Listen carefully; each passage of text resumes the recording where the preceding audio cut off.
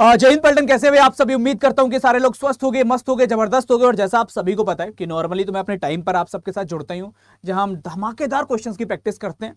लेकिन एक और धमाका लेकर मैं आप सबके साथ जुड़ चुका हूं। जो हमारा सेशन पहले चला करता था, क्या 10 मिनट के अंदर किसी भी चैप्टर को एकदम जड़ से खल्लास कर देना, उसी के अंदर एक और टॉपिक जिसमें आप सब बहुत परेशान रहते हो कि सर नंबर देख के मतलब ऐसा लगता है कि क्या करें अब, है ना। नींद आने लगती है, कॉपी बंद करने का मन करता है, मोबाइल पटक देने का मन करता है कि नंबर सीरीज आ गई, अब नहीं होगा।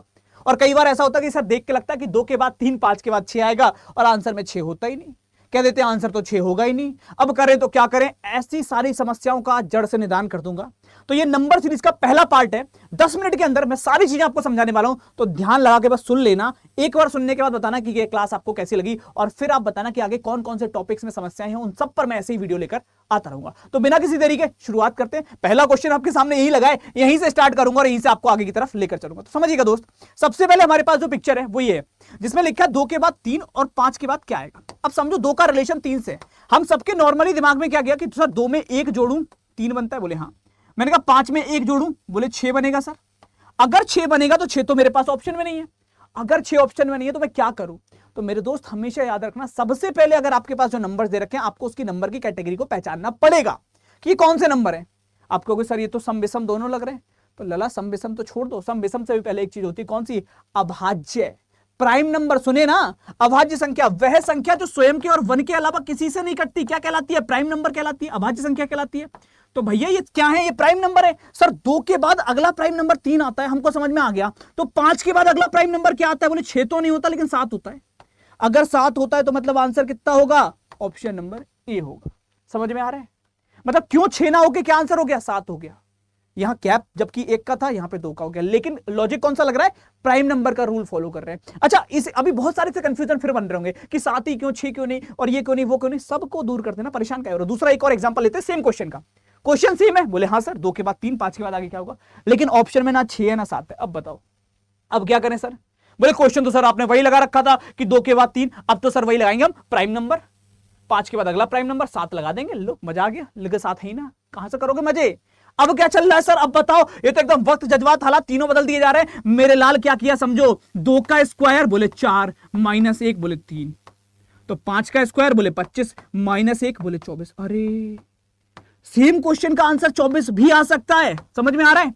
क्वेश्चन एक, आंसर अनेक। अब एक और लॉजिक, बोले कौन सा? बोले सेम क्वेश्चन, बोले 2 के बाद 3, 5 के बाद क्या।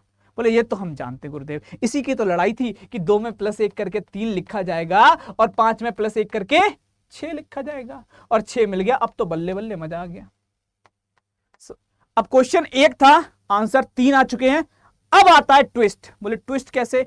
ट्विस्ट ये होगा मेरे लाल कि मान लो सेम क्वेश्चन के अंदर सारे ऑप्शन दे दे, 7 भी मौजूद, 6 भी मौजूद, 24 भी मौजूद। अब क्या लगा के आए? यहां आके कहानी फंस जाती है कि सर 7 लगाऊं, 6 लगाऊं कि 24 लगाऊं। अब समझ में नहीं आ रही। सर 7 वाला भी सही बताया आपने, 6 वाला भी सही बताया आपने, 24 वाला भी सही बताया आपने। पेपर में बैठा हूं, सामने क्वेश्चन रखा है, कौन सा लगा दूं। मैंने तो सर मेरा मन करा 24 लगाने का, मैं लगा के चलाया, एग्जामिनर ने ऐसे काट दिया। मेरा मन करा 6 लगाने का, वो भी काट दिया। तो मैं कैसे डिसाइड करूं सर कौन सा लगाना है। तो दोस्त इसके लिए आपको इसकी प्रॉपर्टीज को समझना होगा। जो नंबर सीरीज होती है उसकी प्रॉपर्टीज कैसी होती है, उस पर बात करते समझो। नंबर सीरीज की प्रॉपर्टीज कुछ ऐसे रन करती हैं कि कभी भी आप अगर नंबर्स को देख रहे हो कहीं भी किसी भी सीरीज के अंदर, आपको सबसे पहले प्राइम नंबर को प्रेफरेंस देनी होती है। सबसे पहले आप किसको प्रेफरेंस दोगे? प्राइम नंबर्स, मतलब अभाज्य संख्याएं। चाहे ऑड वन आउट है, चाहे प्राइम नंबर है, चाहे नंबर सीरीज है, कुछ भी है। पहला लॉजिक हमेशा ये चेक करोगे कि इसमें प्राइम नंबर का कोई लॉजिक तो नहीं लग रहा, अभाज्य संख्याओं का कोई लॉजिक तो नहीं लग रहा। बोले ठीक है सर। दूसरे नंबर पे इसके बाद, बोले इसके बाद आप चेक करोगे कोई स्क्वायर या क्यूब तो नहीं बन रहा। समझते हो? स्क्वायर क्यूब, बोले तो कोई घन या वर्ग। अच्छा, इसके पहले एक और चीज चेक कर लिया करो, बोले क्या? ऑड या इवन, सम और विषम, ऑड इवन का लॉजिक। उसके बाद में आपका स्क्वायर क्यूब का लॉजिक। उसके बाद में हम लगाते हैं मैथ्स की बेसिक प्रॉपर्टीज कि जोड़ना है, घटाना है, गुणा करनी है, भाग करनी है, क्या करना है। जो बेसिक प्रॉपर्टीज होती है ना, ये भाग, डीमास, भाग, गुणा, जोड़, घटाना, ये सबसे लास्ट में। तो सबसे पहले हमेशा हम प्राइम नंबर लगाएंगे, सबसे पहले हमेशा हम क्या करेंगे, अभाज्य संख्या ही लगाएंगे। तो अगर हम इस क्वेश्चन की भी बात करें मेरे लाल, तो यहां कुछ भी दे, अगर ये अभाज्य संख्या और ये उसके बाद की अगली अभाज्य संख्या, तो ये भी अभाज्य संख्या और इसके बाद की अगली अभाज्य संख्या 7 होगी। कुछ भी आंसर में लिखा हो, पहला लॉजिक प्राइम नंबर का। आई होप समझ में आया होगा। तो एक गलती समझ में आई होगी, कई बार हमको ऐसा लगता है कि सर आंसर तो 2-3 लग रहे थे, कौन सा लगाते समझ में नहीं आया। तो आज से ये दिमाग में बैठा लेना कि अगर प्राइम नंबर है तो सबको भूल जाओ, सबसे पहले प्राइम नंबर, बाकी सब बाद में। क्लियर है? आगे से इस चीज को याद रखना। दूसरा जो आता है वो क्या आता है, बोले गुरुदेव और क्या कर सकते हैं। अब एक क्वेश्चन और आता है, देखो तुम्हारे साथ 19 के बाद 23 लिखा, बोले हाँ सर हमको +4 कर दिया।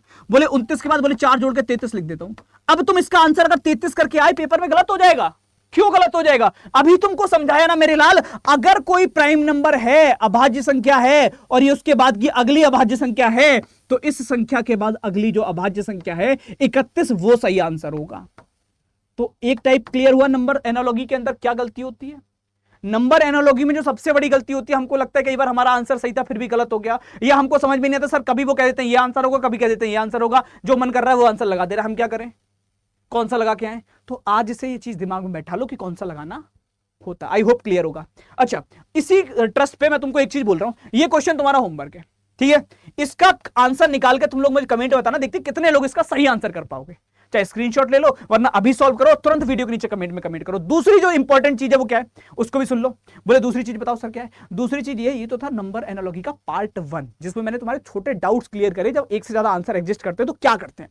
अब तुम मुझे बताओ, मैं नंबर एनालॉजी के और टाइप के क्वेश्चन लेकर आऊं और डाउट्स क्लियर करूं, कैसे करेंगे? तो मुझे बताना कमेंट के अंदर पार्ट 2 चाहिए कि नहीं चाहिए। अगर आप बोलोगे तो मैं पार्ट 2 भी लेकर आऊंगा और ऐसे ही 10-10 मिनट के वीडियो बना के हर चैप्टर को क्लियर कर दूंगा, चाहे कितने भी पार्ट में बने। तो आप लोग उसके लिए वीडियो के नीचे कमेंट करके जरूर बताना। हाँ, बाकी अगर कोई नया बच्चा इस वीडियो को देख रहा है तो चैनल को सब्सक्राइब कर लेना, उसको सब्सक्राइब करने के पैसे नहीं कटेंगे, फ्री ऑफ कॉस्ट आप चैनल सब्सक्राइब करो और डेली के डेली इन वीडियोस के साथ जुड़ते रहो। सिर्फ 10 मिनट पर आपके सारे डाउट उस चैप्टर से रिलेटेड क्लियर होते रहेंगे। तो मुझे बताना पार्ट 2 किस किस को चाहिए, और वीडियो पसंद आए तो लाइक करना तो मत भूलना। Thank you so much everyone, जय हिंद।